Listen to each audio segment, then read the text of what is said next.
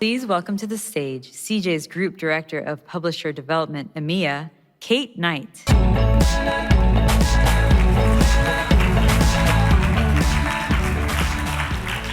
Hi guys, how are you all doing? Good? Yeah? Any first CJUers here? Yeah? You having fun? Yes. Awesome. Well, welcome to my session on publisher innovation. I have some excellent people joining me on the stage today. If I conned you by coming to this session by telling you I was going to talk about the moon landings, I'm really sorry. It is actually just about publisher innovation. So yeah, really looking forward to digging into the innovation and kind of where it's going, what we've been doing to try and push it within the industry. So yeah, I'd like to invite my guests up to the stage.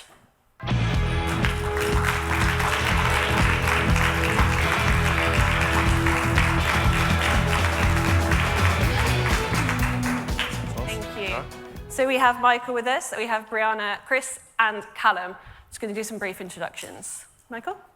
Hi, I'm Michael McNerney. I'm the publisher of MarTech Record. For those of you who don't know, it's an independent trade publication that covers the affiliate marketing industry. So you're all my audience, which is, so appreciate you having me here. No, thanks for coming. My name is Brianna Hall. I'm the Vice President of Sales Strategy at Slick Deals. Hi everyone, I'm Chris Johnson. I'm the COO at an on-site conversion tech company called Intently. And I'm Callum. I'm the Global Head of Affiliates at Dell. Perfect. Right, let's get going then. Weren't we supposed to say what our favorite Oh yeah, sorry, we forgot to. We were going to ask you what your favorite things about CJU were. Brianna had a few. Some of them were a bit PG. Not PG. Michael? It's my turn? Yeah, you go for it. Well, besides, the lovely people here, I'd say the beach. The beach. Yeah. Great. Well, we didn't contribute to that, but not that many conferences where you get to hang out in the That's beach, very so true. I'm gonna go. I was gonna say the Bloody Mary I had right before this session, but actually I'm gonna say the product development sessions. The product sessions have been awesome. So great addition.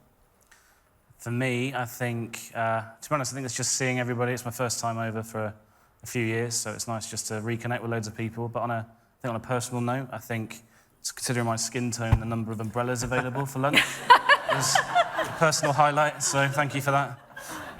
I think probably a toss-up between the food and the weather. well, yeah, I mean, If I'm being honest, I've ate very well since I've been here. And from England, we always appreciate from England, it. yeah, I mean, we don't get this weather in London, so, No, we it's a don't. bit of a treat. Cool. Right there. Well, we're going to get going. Hopefully, you guys enjoy this. We're going to kick off with some questions about where innovation happens within the channel and why it happens. So we're going to start with Brianna. Yeah, so I think innovation in the affiliate channel comes really naturally just because, well, one, obviously affiliate is still relatively young. But if you think about it, it's also native to the digital space in general, which is itself still evolving, right? So it's kind of this like double whammy of evolution where we're constantly faced with change that we have to accommodate and kind of react to. And it seems like that's not slowing down, so. Absolutely. And Chris, I know you've been in the industry for quite some time as well, so you've seen it Thanks. change quite a lot. Oh, sorry. Yeah, I mean, innovation, it comes in different forms, right? I think it's looking at where there's a gap in the market. I think it's looking to address that. I think a lot of it is led from desire from advertisers for us to continue to add value. I think as well, it's solving problems. I think one of the things that I've recently relate to is, we hate it when coupon codes don't work at the checkout. It's one of the most infuriating things for me personally. But we saw that gap, and we created a tool that kind of gives you all the information around codes, and essentially what we can, from putting all the data together, we can see that invalid code journeys convert about 8%, and valid code journeys convert to 55%. So we're innovating now by helping improve sort of customer ecosystems. It's just one example of finding a gap and going with it. Absolutely. And it's changed a lot. And how do you think this has affected the way that our publishers have to innovate? Well, yeah, I mean, I think if you look back at consumer through to advertiser, for over the years, that journey has completely changed over the many years. So I think from each side, everything's been squeezed. There's been niches within niches created. Niches within niches created. And, I think everyone's taken a little individual part of the customer journey and has created individual businesses and sort of almost micro markets within it. And I think that's something that's going to continue, and it affects the way publishers innovate to continue to add value. Yeah. Absolutely. Brianna, do you have any thoughts on the innovation? I think publishers oftentimes feel a lot of pressure to innovate, just because there's publishers popping up all the time, especially like new pockets of publishers. Right now, content's really big, has been. But you're always trying to match each other, right? But you also can't match each other too much. You have to stick to what's really good with you. I know we're probably going to get into this conversation a little bit deeper, but it has ultimately affected, for slick deals particularly, the direction of the industry has affected kind of our product roadmap and what we're planning to offer our users as well as our advertising partners. I would just say on that as well, I think, innovation helps us, keeps it fresh, and actually it also keeps us on our toes. So I've heard a lot of talk around traditional and non-traditional publishers this last couple of days, and actually those non-traditional publishers of a few years ago are now traditional publishers. So, there's new publishers entering the market, and we should embrace that. Definitely. I've seen the evolution, and I've seen even people here at this event and how their business models have developed and changed. So you were going to jump in there. Oh yeah, I was just going to add also, right, kind of going back to the first question about, and I mentioned digital as a whole is also evolving. Now more than ever, we're talking about the power of data and targeting and all of those audience insights within the affiliate channel when, all of that, if you look to the larger digital landscape, that's all evolving right now also, right? We have questions of how valid and usable are cookies going to be down the line, right? We know it just got kicked back, the deadline, whatever have you, but still ultimately, what do we need to be looking to do with all of that? So in the midst of, the competition, what should we do, what shouldn't we do, what should we innovate, what shouldn't we innovate? It's also trying to match that evolution that we talked about originally just within the digital landscape as a whole. Definitely, and I think that leads on quite nicely to this. I think the innovation has been quite rapid, and I think things are developing really fast. Obviously, this is a huge opportunity, and Callum, from your side as a brand, what do you think on this? What's your thoughts? Well, yeah, you're right. Over the last couple of years, 3, 4, 5 years, the affiliate landscape has changed. Personally, I feel very excited about that. I think it's actually one of the biggest sort of assets that the channel has, that it's constantly evolving, that it's constantly moving. It never really stays still for long. And actually, affiliate has always been that channel where it embraces and it enables new publishers to kind of come in. It's quite accessible. You can be a small, sort of tiny little blog, or you can be a big ad tech player, and you can use affiliate marketing to monetize. And I think, from my point of view, it's great to kind of be walking around here today and speaking to and seeing new publisher models, whether that's buy now, pay later, who are doing incredibly well from the affiliate space, or whether that, I've met with LTK this afternoon. Yeah. They've got some fantastic tools from an affiliate marketing point of view. They're starting to make influencer marketing, more accessible. Getting it, they're kind of taking what is essentially a really kind of sympathetic kind of business model. It's very sympathetic to the affiliate channel. It's, we've got loads of little micro publishers out there. Give them codes, give them offers, give them good content. They'll talk to their publishers. They'll convert the traffic. I think it's fantastic to see these publishers, these new models, picking up affiliate and adopting it. So from an advertiser point of view, Dell, this diversity that we're seeing in the marketplace, this kind of choice of who we work with and how we work with them, is one of the biggest selling points of the affiliate channel. It makes it so investable from our point of view, and it makes it so commercially viable as well. There is nowhere else, there's no other channel where we can, as a business, talk to and engage with existing customers, new to market prospects, across the entire journey with the security of a CPA buy. Affiliate ticks all the boxes, and I feel very excited and kind of encouraged about its future. That's awesome. I think we're in a good place. Good. So if you want to talk to Callum, he's open to all these new publishers, so collar him on his way out. Michael. Yeah, I think the broad question of what drives innovation is, people are able to make the case for growth, right? And so that they can go to investors, whether that be internal investors in their company and ask for resources, or external investors.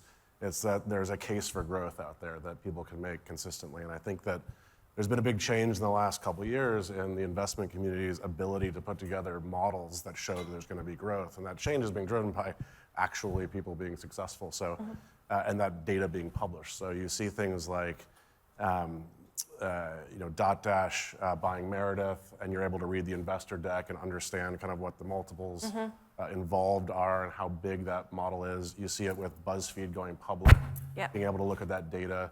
That allows investors to put together models where they say, okay, I can see where this growth is going. And it also allows for internal constituents to go to senior people and say, hey, we need some money to build this out, and here's how I prove the model. And then that, of course, drives competition, right? So if Competition is Deals what does keeps it, us all someone in else jobs, has got to do it, and they got to hire people, and there's no excuse not to innovate when your competitor is doing it as well. So I think that's really what's driving a lot of this. No, I think that's a good point. And I kind of think of it as like the potential for innovation is not only within like intra-affiliate, but it's also, like you're saying, going back to the larger, your other marketing departments in a given company, and figuring out how affiliate can be useful or can augment or inform those other marketing initiatives as well, especially with the very unique, which is what I think you're saying, right? Like access to data and just kind of attribution that we have.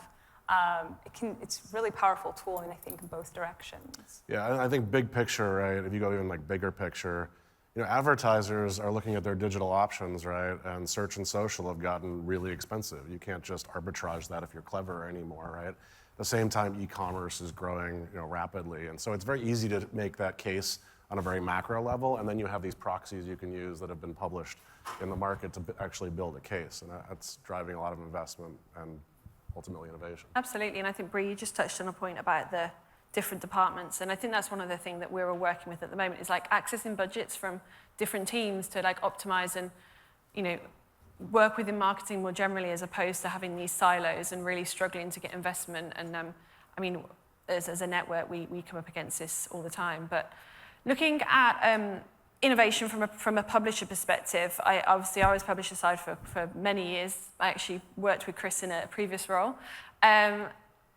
What do you think about the pressure on innovation when it comes to the publishers, and do you think it holds them back? Do they get frustrated by their ability to innovate and for advertisers to engage with those kind of products? Yeah, I think I kind of alluded to this earlier, but there's always the pressure to innovate, to kind of match what your competitors are doing, right? Not for the sake of matching them, because slick deals, we don't want to copy anyone. But for the sake of the consumer, right? Consumers expect a certain amount of tools in their shopping experience nowadays, right? And so you have to balance meeting the consumer where they are and where they want you to be, and also with what you're good at, right? And I always say that strategy is as much what you choose to do as what you choose not to do. And so a good example for us would be like the Slick Deals browser extension, right? It's not our bread and butter. When we came out with the browser extension, everyone was like, why are you doing that? We don't see that as incremental, and then, all this stuff. But we had to make it work in a sensible way. We wanted to meet our customers where they needed us. They wanted a browser extension. We know that that's kind of table stakes nowadays, but on the flip side, we had to make it work with our value proposition, which is based truly on incrementality. So the functionality in our extension has, of course, the table stakes attributes, but we had to make it special. We had to make it actually additive to the customer's experience, and from an advertiser's point of view, to the average order value, and actually being able to benefit them and really appeal to that incrementality that our advertisers loved and wanted from us. So I think it's definitely always a balance, but there is the pressure, 100%. I think one of the biggest pressures on publishers to innovate is money. There is only a finite amount. Like you say, CPCs are going up, Google's getting more expensive. There is only a finite amount of in-market prospects at any one point. It's hyper-competitive out there.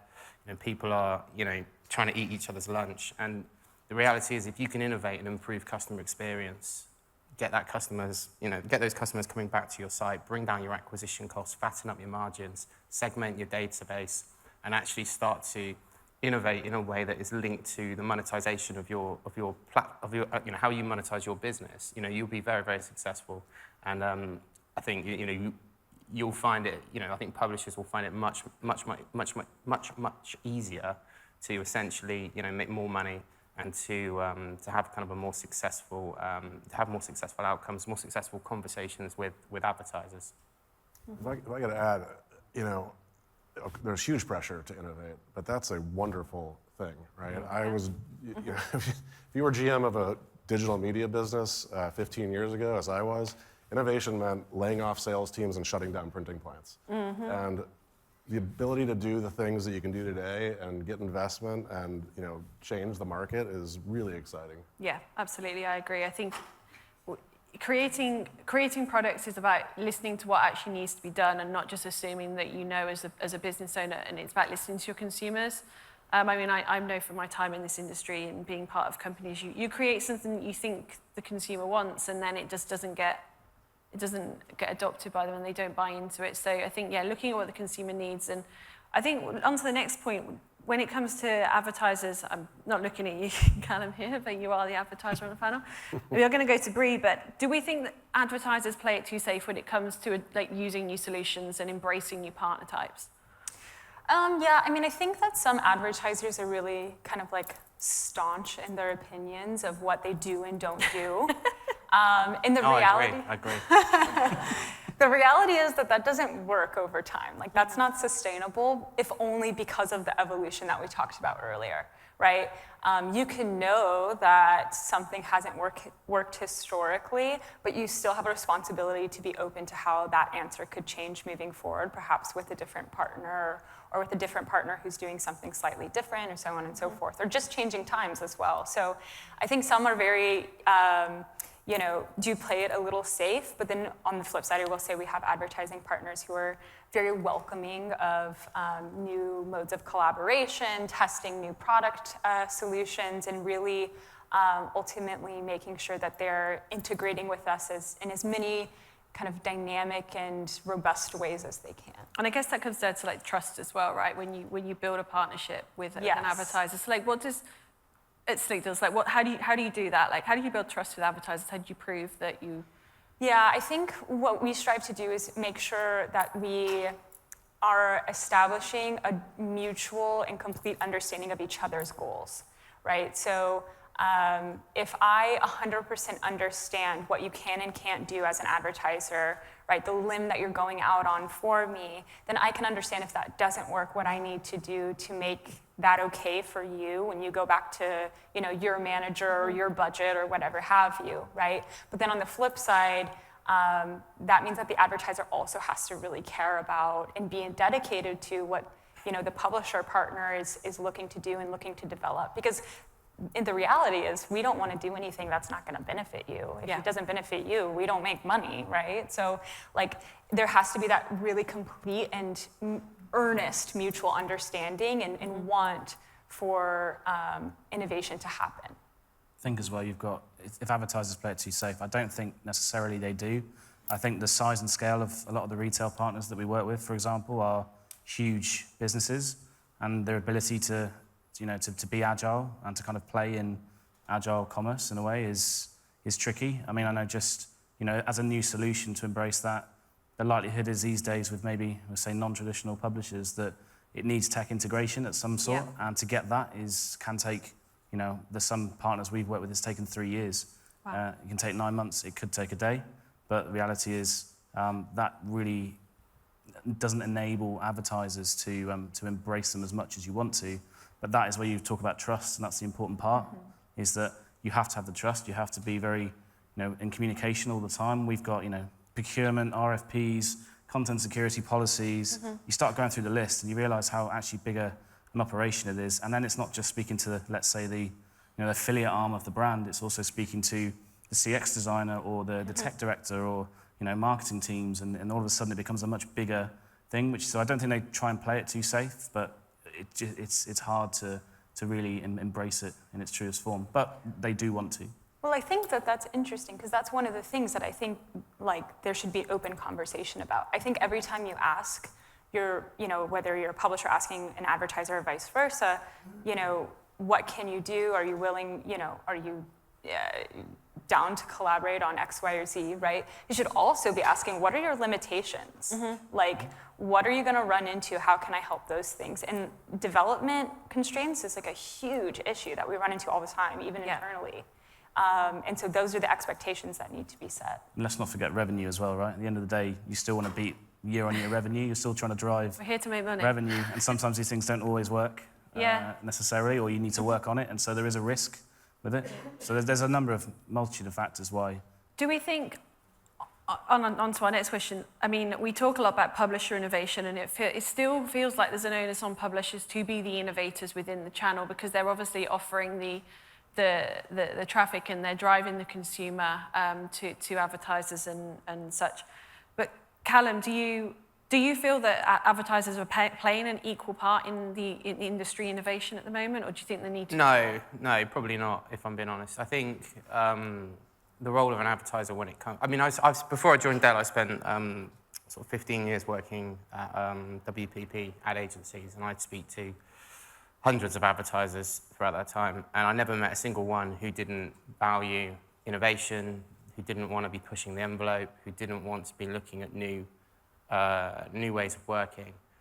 But the reality is that when it came to like putting their money where their mouth was, not many advertisers were prepared to risk failure, or they were prepared to, or it was difficult within the culture of their business to push through new ideas and new ways of working. But the reality is you kind of get what you pay for. If you're not, as an advertiser, if you're not prepared to lose a few quid every now and again in order to learn something and try something new, you're gonna end up doing the same thing over and over again, and eventually that will become less and less effective, and you will kind of, you will end up seeing sort of diminishing returns. At Dell, we kind of try to be a good partner. We recognize the role that we play within the affiliate ecosystem. We want to be innovative in the way that we work with our partners. We want to be innovative in the way that we execute our advertising. But we recognize in order to do that, we have to be prepared to pony up some money. We have to be prepared to risk failure. And without our investment, without our support, innovation is going to be slower, it's going to be more expensive, and ultimately, it doesn't really benefit anyone. So I think when it comes to driving innovation in the affiliate channel, in digital, the role that advertisers play is absolutely critical. And I think probably the reality is not enough advertisers are pulling their weight, and that needs to change. I don't know if this is something that, I can only recall maybe once or twice for many years where an advertiser's come to us personally as a publisher in previous and said, we've got some R&D budget to try something to showcase the value of the channel. Yeah. And what can you do? And there was once, I think I can recall, where there was almost like a round of sort of internal RFPs for 3 or 4 different publishers to say, we have this budget, what would you do with it, and what could you do that's different? And I think that's happened once or twice in the many years, so they certainly could do more of that. We often talk about this with our teams, about having that a percentage of the budget. I mean, we're doing some new stuff with Dell at the moment, and it's exciting, and we know that it may or may not go exactly how we kind of want it to. We hope it goes better than we hope, but you've got to try, and consumers are changing, and sometimes you don't realize how they're changing. You're playing catch up all the time to their new shopping habits. So I think it's absolutely agree with. I also think, this might be a bit unfair, but like within a lot of, big businesses and, the perception of affiliate internally can often be, maybe not negative, that's too strong a word, but it can be very much like, it's just cashback and it's just voucher codes, and there are questions around incrementality and things like that. But if as an advertiser you're not willing to try new things, invest beyond that, that's what you're going to end up with. Yep. And you have to kind of you have to do your part. Yeah. So I guess this moves on to our next one. So in terms of how do we create better relationships between our publishers and advertisers to kind of embrace innovation? Callum, you want to go? You're going to create these new opportunities. And I don't think it's rocket science, really. I mean, in my opinion, not enough advertisers talk to their publishers frequently enough.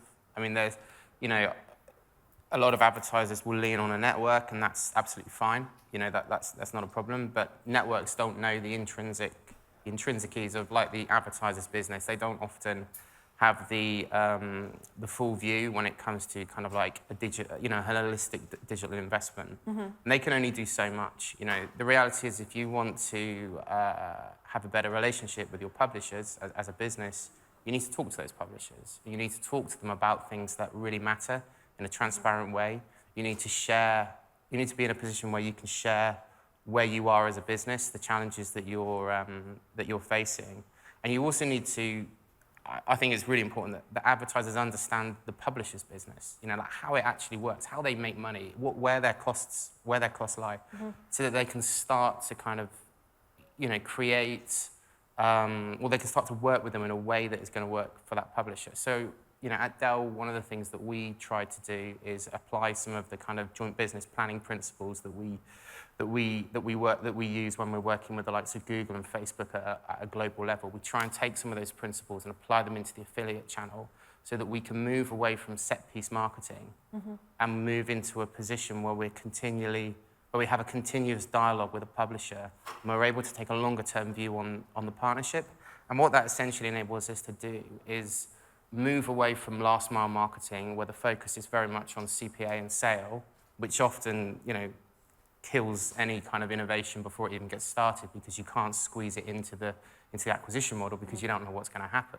And we can move into a place where actually we can use proxy metrics, and we can use different, you know, it relies on having good tracking in the place, you know, good measurement frameworks and good tracking in place in the first place. But if you have that in place, you can start to use proxy metrics. You can start to move away from sales and CPA at the testing phase, and you can get more POCs across the line and get it into BAU.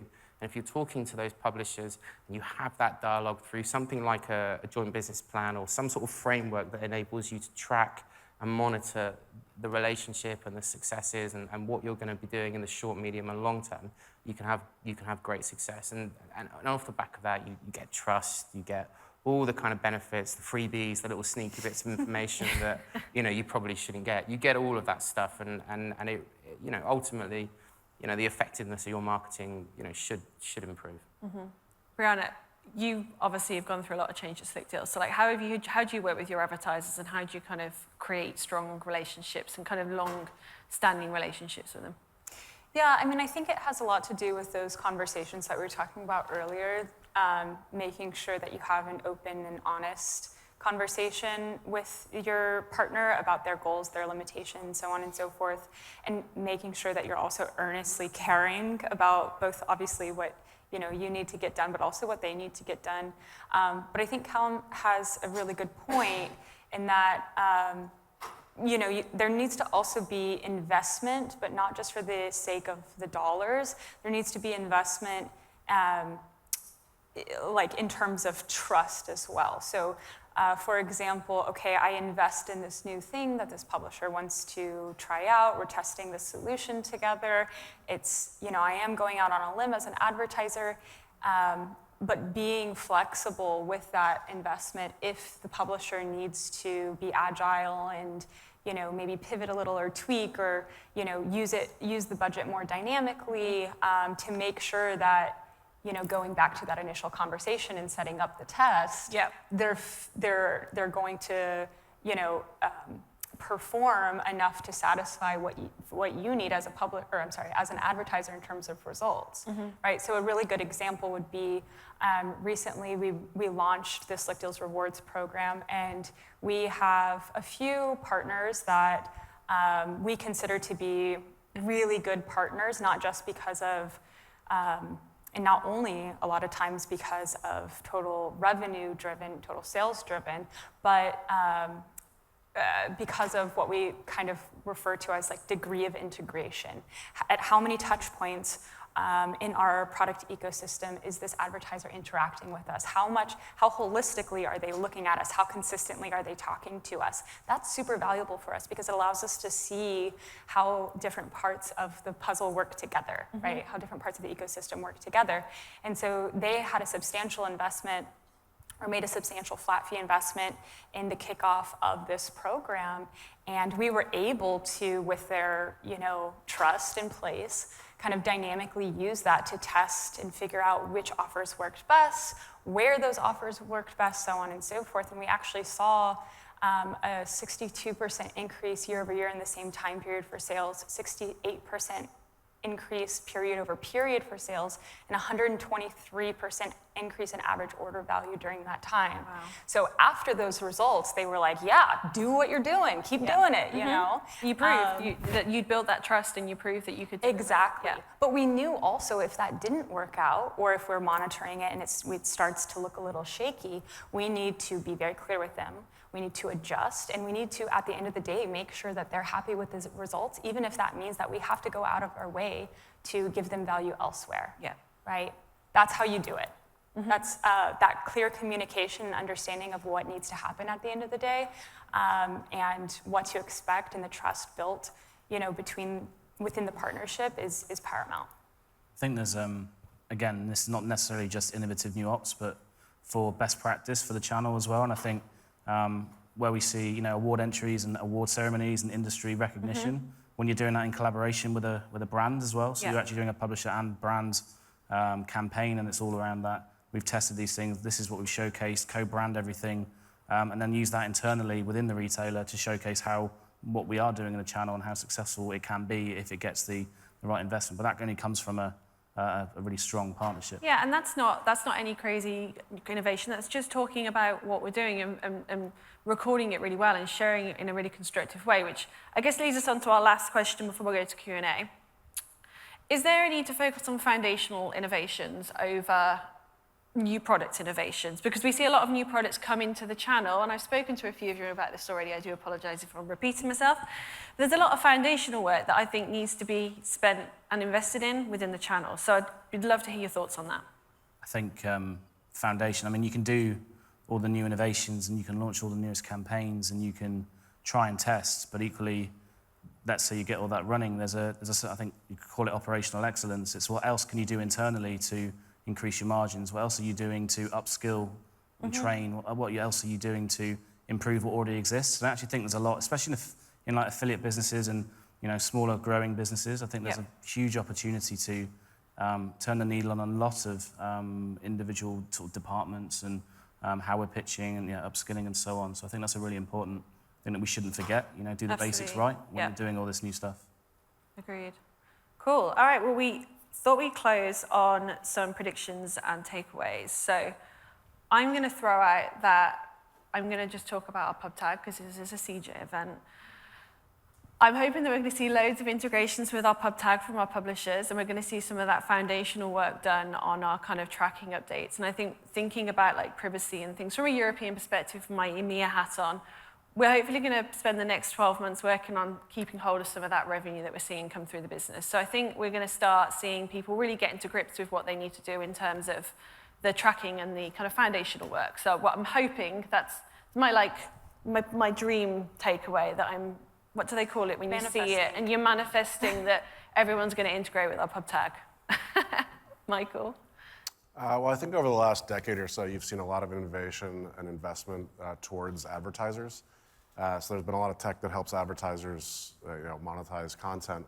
And then you've suddenly seen all of this growth in the publisher space, but there hasn't been a corresponding growth in technology that enables publishers to do a number of things, but primarily kind of understand the value of their own content and use it appropriately. So if I was starting a business right now, I would find a piece of technology that helps publishers understand and monetize their content better, because I think that's where you're going to see a ton of investment in the next wave once investors start actually investing again. Yeah. I'll take it one step further, because I agree with that, but I think it's going to be about audience and being able to use data to understand your audience and kind of I think in the affiliate channel, we're going to move from just focusing on the direct response kind of transactional value of the channel to understanding how obviously that tracking is obviously, or like makes the value of the whatever you use it for more robust. It really augments the value in any case. But I think we're going to start using that to focus more so on accessing high-value audiences and activating them. So I think that the investment that we'll see from a targeting standpoint is going to really increase, and we're going to start seeing more people talking about which publishers have which audiences, as opposed to which publishers have which functionalities, or which publishers do, fit in a certain category, so to speak. Well, I kind of agree with both of you. I don't want to do that on a panel, but I think mainly data is so important. I think that will continue to be the way in which we make decisions. But I think just kind of loosely on Mike's point is, I think we'll actually see a bit more consolidation in the market. I think we'll see a few more of these new innovative technologies being snapped up by more traditional publishers, and maybe even other parts of the consumer journey as well. So. Because they have to compete, you're all fighting for budget, and I think the only way to do that is innovation is a key part of that. And if it's going to take you a long time to build, then why not buy? So I think there will be some cross consolidation. I think you're there's going been to a see that at checkout as well. There's just so many competitors at that one spot right now. Yeah. There's got to be some consolidation. I think we've seen a record number of acquisitions and various things go on over the last 12 months. So yeah, I agree. Callum? This is the last point. This is what everyone's going to remember, by the way. I was going to start by saying all your Three of ideas. us all now, it's easier. It's not, don't listen to anything they've said. I mean, it's not the most insightful takeaway in the world, but like from an advertiser's point of view, if there are any advertisers in the room, I would encourage you to invest as much money as you can in good measurement and test everything. Don't let any sort of preconceptions, or try not to let any preconceptions or pressure from stakeholders of the business to stop you testing. If you invest in the right measurement tools, you set yourself up from that point of view, you should be definitely testing everything. The amount of things that I've done, even at Dell in the short time I've been there, but throughout my career that I would have thought never would have worked in a million years, that have just taken off. You never know what's going to work. So I would, make sure your measurement frameworks are in place, and test.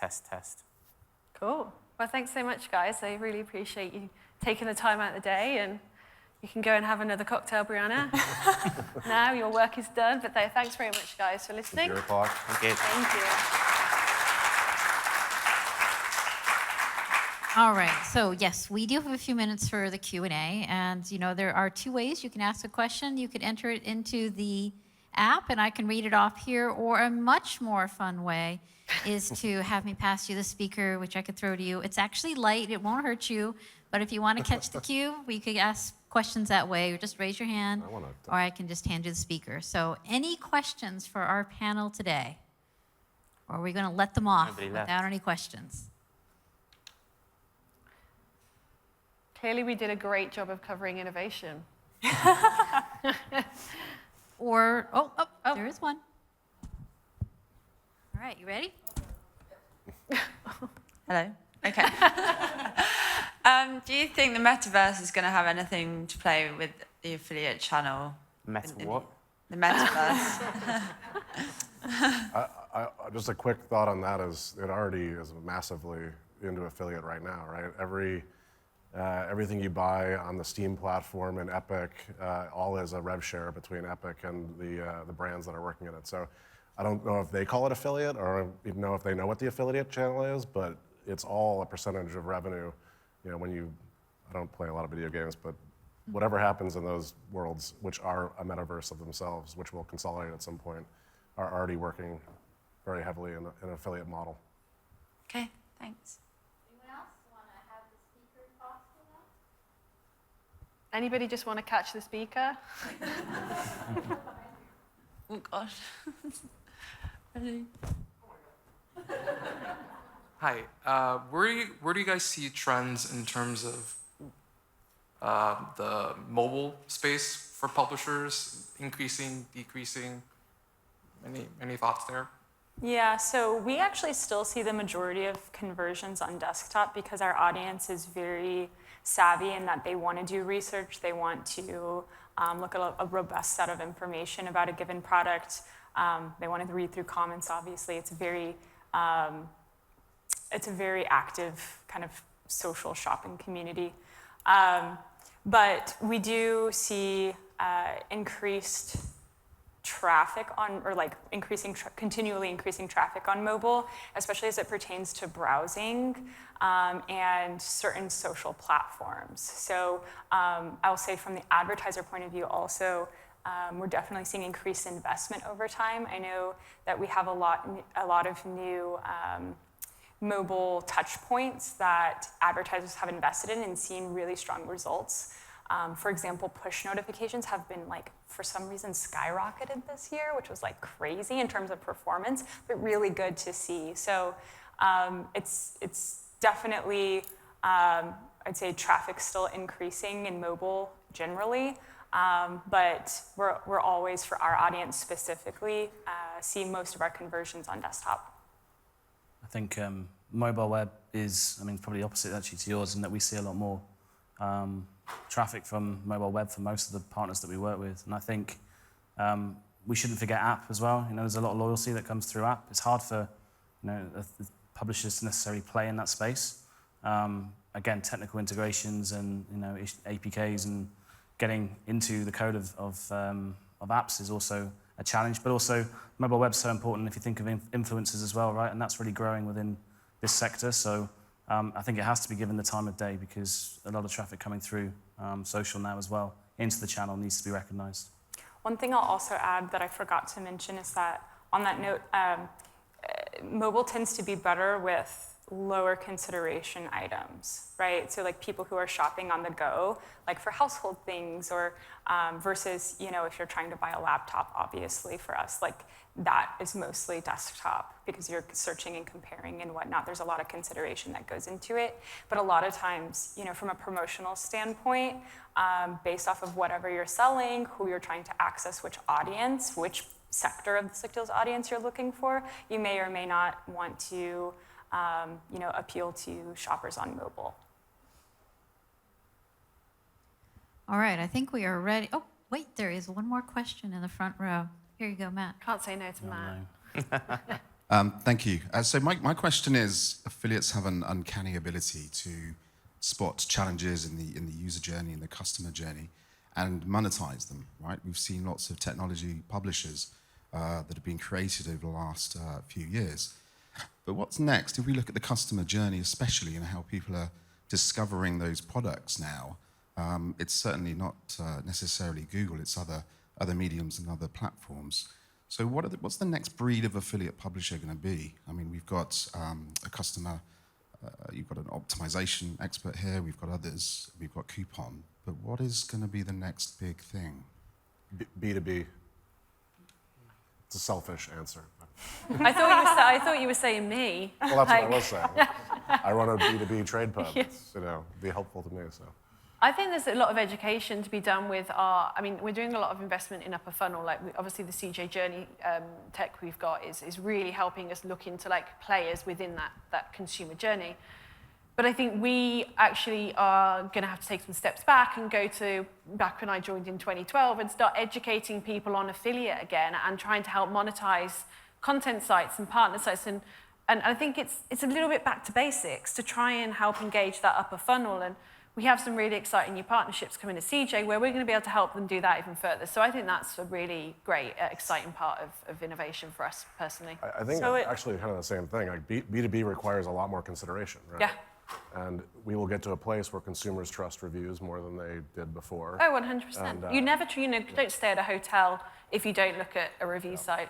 Well, I think it's interesting that you called me coupons because that's exactly it's exactly what your question's about, right? Because people categorize us into deals and coupons, and these are the conversations we've been having with CJ about getting past that perception of just being bottom of the funnel. The reality is that the vast majority of Slick Deals traffic, up until pretty recently when we started investing more in marketing, was 90% direct and branded traffic to Slick Deals. And our audience is super duper affluent. Actually, 40% of our audience has a combined household income of over $250,000, right? So they are people who are coming to us and they're shopping as sport.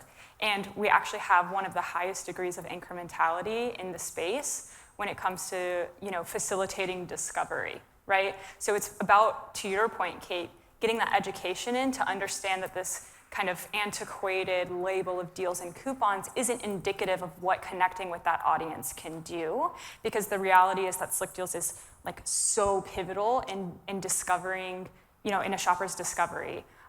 We have shoppers that will log on in the morning and be like, I didn't need to buy 64 pallets of toilet paper, but I use toilet paper and it's a good deal, and I have the dispensable income words, whatever, and so I'm going to buy it. Or they're also like, I wasn't going to buy a $400 Dyson vacuum, but I'm going to buy it now. And guess what? Dyson comes back to us and they say, in that made-up example, and they say, hey, we saw great traction, with this offer, with this content piece, or whatever have you. So it's really interesting. I think it goes back to education. Yeah.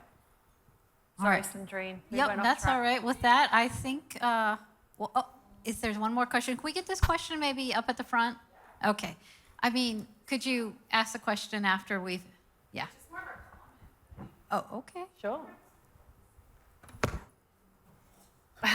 It's more just to say back up what Brianna was saying when it comes to separating it. So you're like Slick Deals, for example, it's not just coupon or deal. Like I work at FlipGive, we're really pigeonholed into a cashback loyalty site. When we look at how we do, if we look at CJ specifically, 90% of our orders have only us in the affiliate click path, including Dell. Just gonna say that out loud. But so it's really, I agree with that. It's interesting hearing it from a panel that we really do have to separate what that is. So yeah, it's just a comment. All right, thank you for that. And why don't we give a nice thank you to our panel today?